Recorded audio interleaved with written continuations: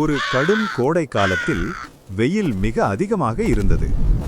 ஒரு காகம் தாகம் தாங்க முடியாமல் தண்ணீரை தேடி வானில் பறந்து கொண்டே இருந்தது. மரம், வீடு, தோட்டம் என்று எங்கும் தேடியது. ஆனால் தண்ணீர் கிடைக்கவில்லை.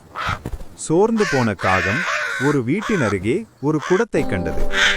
அந்த குடத்தில் சிறிதளவு தண்ணீர் மட்டும் இருந்தது. காகம் மகிழ்ச்சியோடு தண்ணீர் குடிக்க முயன்றது. ஆனால் தண்ணீர் மிக கீழே இருந்ததால் அதன் மூக்கு தண்ணீரை எட்டவில்லை. காகம் மனம் தளரவில்லை. சிறிது யோசித்தது. அப்போது அதற்கு ஒரு நல்ல யோசனை வந்தது. அருகில் கிடந்த சிறு சிறு கற்களை எடுத்து அவற்றை ஒன்றன் பின் ஒன்றாக குடத்தில் போட்டது. ஒவ்வொரு கல்லும் விழும்போதெல்லாம் தண்ணீர் மெதுவாக மேலே உயர்ந்தது. சில நேரத்தில் தண்ணீர் குடத்தின் வாயை எட்டியது. காகம் மகிழ்ச்சியுடன் தண்ணீர் குடித்து தாகம் தீர்த்து கொண்டது.